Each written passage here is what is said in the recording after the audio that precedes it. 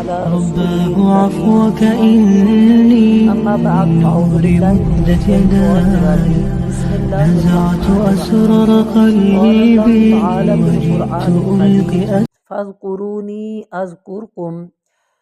تم مجھے یاد رکھو میں رب تمہیں یاد رکھوں گا، یعنی دنیا و آخرت میں میری عنایات اور میرے احسانات اور میرے انعامات تمہارے ساتھ رہیں گے۔ دوسرے مقام پہ ارشاد فرمایا سورہ مزمل کے اندر وَاذْكُرِ اسْمَ رَبِّكَ وَتَبَتَّلْ إِلَيْهِ تَبْتِيلًا وَتَبَتَّلْ إِلَيْهِ تَبْتِيلًا۔ اللہ تعالیٰ نے اپنے رسول اکرم صلی اللہ علیہ وآلہ وسلم سے ارشاد فرمایا اور آپ اپنے رب کے نام کو یاد کرتے رہا کیجئے اور ہر طرف سے لا تعلق ہو کر انہی کی طرف متوجہ رہیے۔ تیسرے مقام پہ ارشاد فرمایا الا بذکر اللہ تطمئن القلوب، خوب سمجھ لو کہ اللہ کے ذکر ہی سے دلوں کو اطمینان ہوا کرتا ہے۔ ایک اور مقام پہ ارشاد فرمایا وَلَذِكْرُ اللَّهِ اکبر، اے دنیا والو اللہ تعالیٰ کی یاد بہت بڑی چیز ہے اور اللہ کا ذکر ہی سب سے بڑی چیز ہے۔ اور پھر فرمایا کہ الذین یذکرون اللہ قیاما وقعودا وعلی جنوبہم،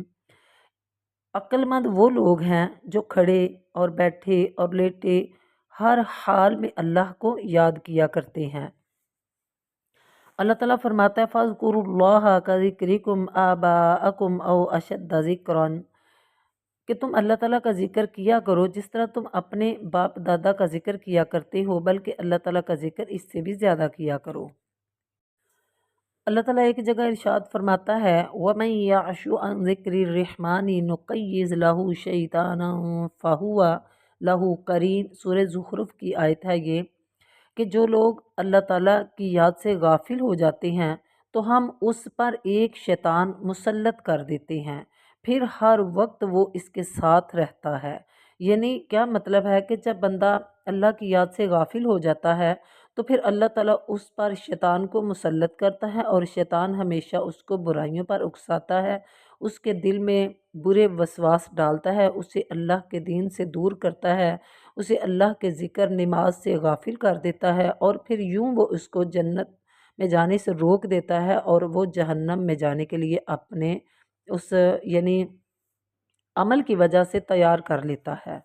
تو اللہ تعالیٰ فرماتا ہے کہ سب سے بڑا ذکر اللہ کا قرآن ہے، اور پھر اس کے بعد جتنے بھی نبی صلی اللہ علیہ وسلم پر فرمان اترے یعنی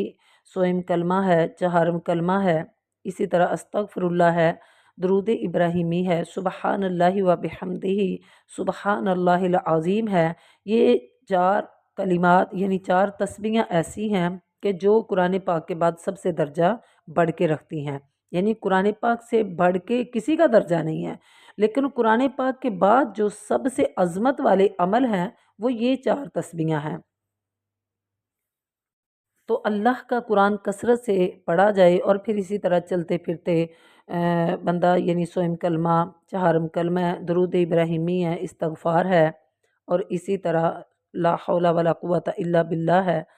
اور سبحان اللہ و بحمدہ، سبحان اللہ العظیم ہے۔ تو ان کلمات کا چلتے پھرتے کام کاج کرنے کے دوران یا کوئی بھی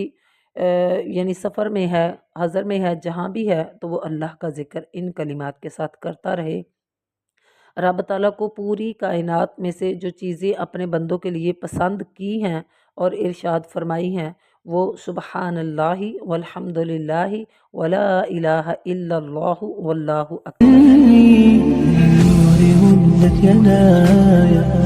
نزعت أسرار قلبي وجئت ألقي